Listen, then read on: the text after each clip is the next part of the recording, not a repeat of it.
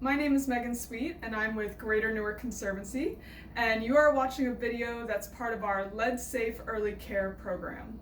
So today we're going to talk a little bit about lead, and then we're also going to go over the best way to install and maintain a water filter for your kitchen sink. So I want to mention right off the bat that you can visit Greater Newark Conservancy's website at citybloom.org, and we have a lot of information about lead and a lot of videos that you can watch.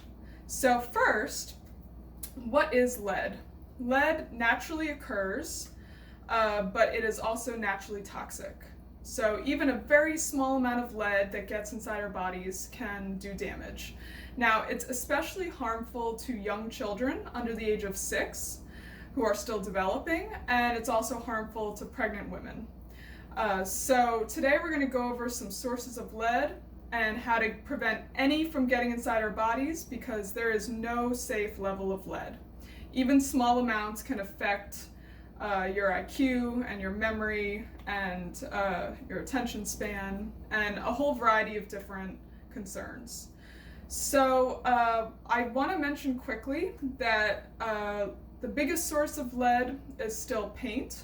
So if you live in an older home and you have any peeling or chipping paint, that paint may have lead in it. So we want to keep children away from peeling paint.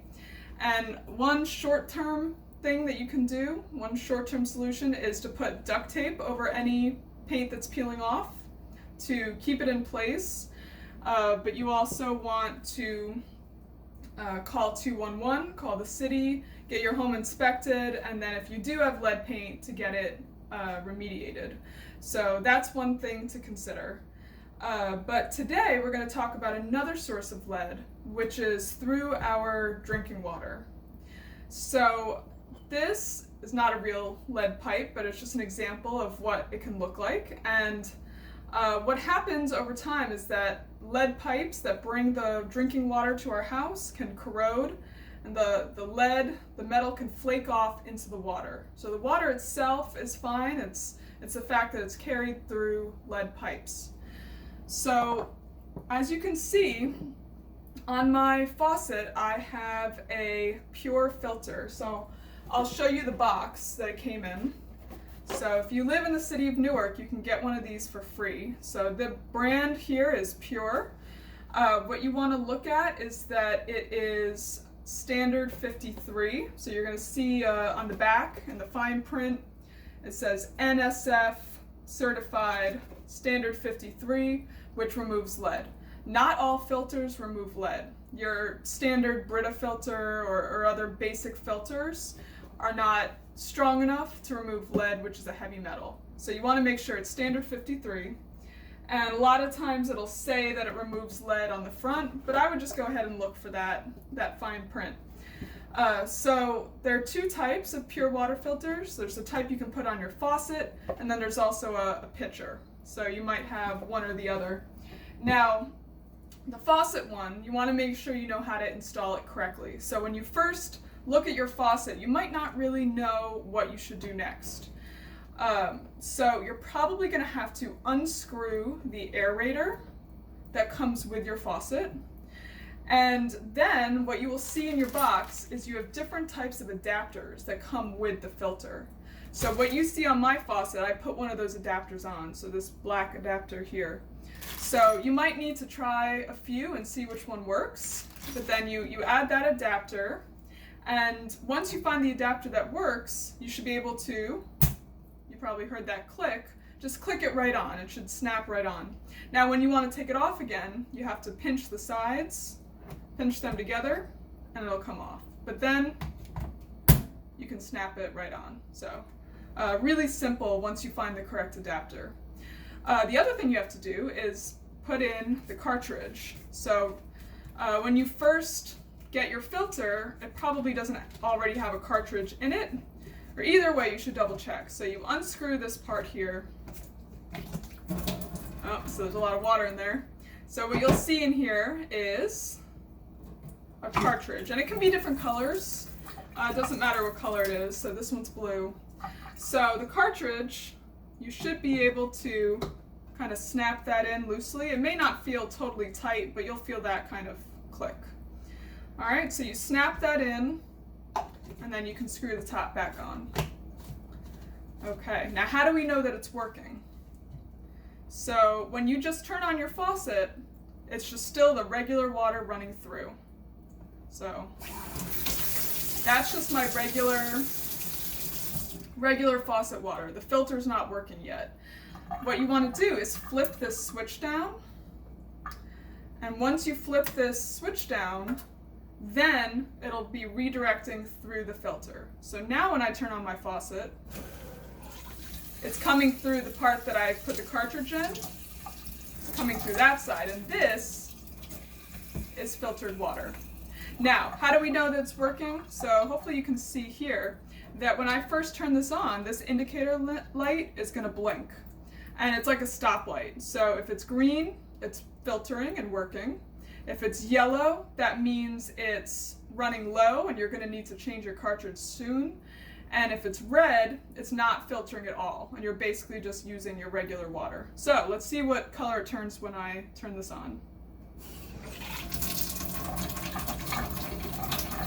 So hopefully you can see that it blinked green, and that's because I changed the cartridge relatively recently, a couple weeks ago. So cartridges last 2 to 3 months, depends on how much water you're using. So always keep an eye on that indicator light and make sure that you have backup cartridges ready to go. Now, another really important thing to know is that when you're using the filter, when you flip this switch down, you should only run cold water through the filter. If you run hot water through it, that can damage the filter and mess it up so it doesn't filter anymore. So always run cold water. So if you need to make something hot, if you're making pasta or rice or beans, run the cold water through and then heat it up on the stove. Okay? So when do we actually need to use filtered water? So we don't want to waste these. You know, if you're buying new cartridges every few months, you know, you want to make sure you're using it when you really need to.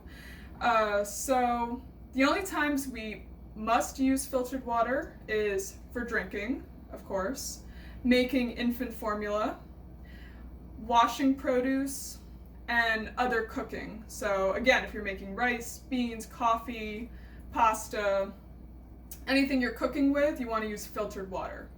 Now, you don't need to use filtered water when you're washing dishes or in the bathroom if you're brushing your teeth or taking a bath or a shower. All of those, it's fine to use just the regular water.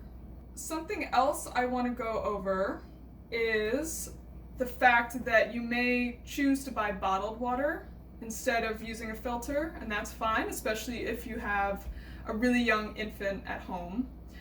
So bottled water can also be a good choice. I also want to mention that you can't see, taste, or smell lead.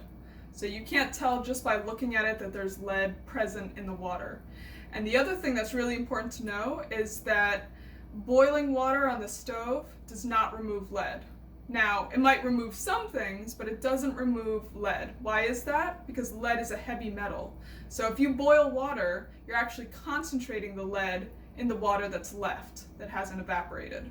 So you really want to use either bottled water or filtered water to get rid of the lead.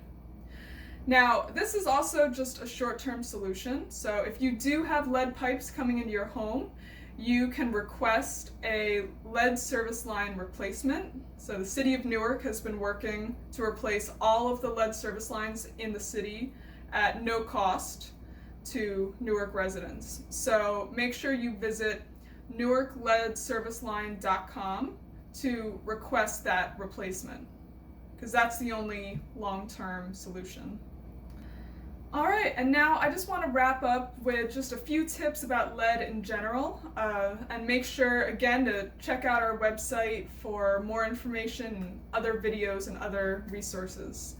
But again, if you have any peeling paint in your home, cover it up with duct tape, call 211, ask for a free home inspection and remediation if you do have lead-based paint. Lead can be in soil outdoors, so make sure that when anyone in the family comes in that they take their shoes off and leave them at the door so that you don't track soil around the house that could have lead. Make sure that you and your children wash your hands a lot, especially after they've been playing outside or before they eat a meal or a snack.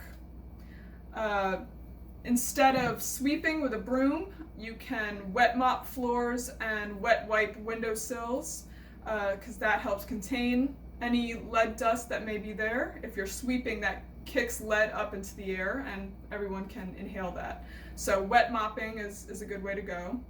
It's really important to get your child tested, because just like you can't smell lead in the water, you can't tell just by how your child looks or behaves that they may have any amount of lead in their body. So the only way to know for sure is to get them tested.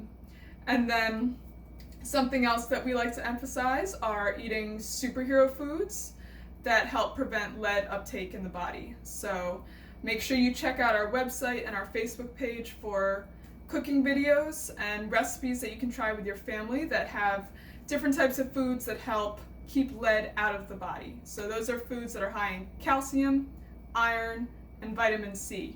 And if you visit our website, you'll see a whole banner of superhero foods. All right, so thank you for tuning in today, and visit our website for more information about how you can protect yourself and your family from lead.